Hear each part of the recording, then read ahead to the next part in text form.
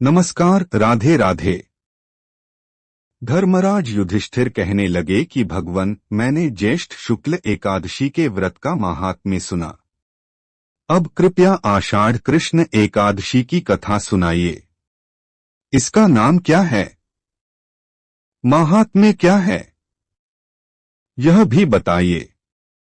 श्री कृष्ण कहने लगे कि हे राजन, आषाढ़ कृष्ण एकादशी का नाम योगिनी है।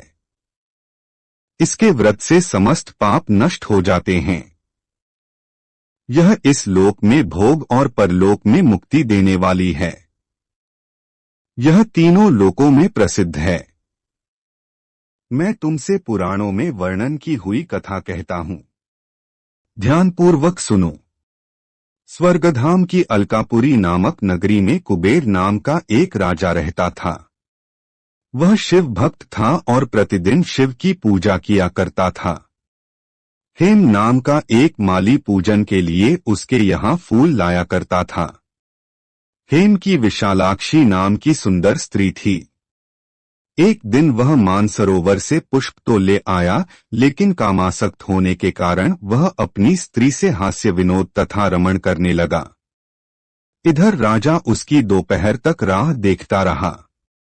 अंत में राजा कुबेर ने सेवकों को आज्ञा दी कि तुम लोग जाकर माली के न आने का कारण पता करो, क्योंकि वह अभी तक पुष्प लेकर नहीं आया। सेवकों ने कहा कि महाराज, वह पापी अतिकामी है, अपनी स्त्री के साथ हास्य विनोद और रमण कर रहा होगा। यह सुनकर कुबेर ने क्रोधित होकर उसे बुलाया। हेम माली राजा के भय से कांपता हुआ उपस्थित हुआ। राजा कुबेर ने क्रोध में आकर कहा, अरे पापी, नीच, कामी, तूने मेरे परम पूजनीय ईश्वरों के ईश्वर श्री शिवजी महाराज का अनादर किया है, इसलिए मैं तुझे शाप देता हूं कि तू स्त्री का वियोग सहेगा और मृत्युलोक में जाकर कोढ़ी होगा। कुबेर के शाप से हेम माली का स्वर्ग से पतन हो गया और वह उसी क्षण पृथ्वी पर गिर गया।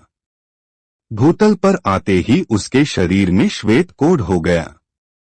उसकी स्त्री भी उसी समय अंतर्ध्यान हो गई। मृत्युलोक में आकर माली ने महान दुख भोगे, भयानक जंगल में जाकर बिना अन्न और जल के भटकता रहा। रात्रि को निद्रा भी नहीं आती थी, परंतु शिवजी की पूजा के प्रभाव से उसको पिछले जन्म की स्मृति का ज्ञान अवश्य रहा। घूमते घूमते एक दिन वह मार्कंडेय ऋषि के आश्रम में पहुंच गया, जो ब्रह्मा से भी अधिक वृद्ध थे और जिनका आश्रम ब्रह्मा की सभा के समान लगता था। हेम माली वहां जाकर उनके पैरों में पड़ गया। उसे देखकर मार्कंडेय ऋषि बोले, तुमने ऐसा कौन सा पाप किया है जिसके प्रभाव से यह हालत हो गई। हेम माली ने सारा वृत्तांत कह सुनाया। यह सुनकर ऋषि बोले, निश्चित ही तूने मेरे सम्मुख सत्य वचन कहे हैं, इसलिए तेरे उद्धार के लिए मैं एक व्रत बताता हूँ। यदि तू आषाढ़ मास के कृष्ण पक्ष की योगिनी नामक एकादशी का विधिपूर्वक व्रत करेगा तो तेरे सब पाप नष्ट हो जाएंगे। यह सुनकर हेम माली ने अत्यंत प्रसन्न होकर मुनि को साष्टांग प्रणाम किया। मुनि ने उसे स्नेह के साथ उठाया।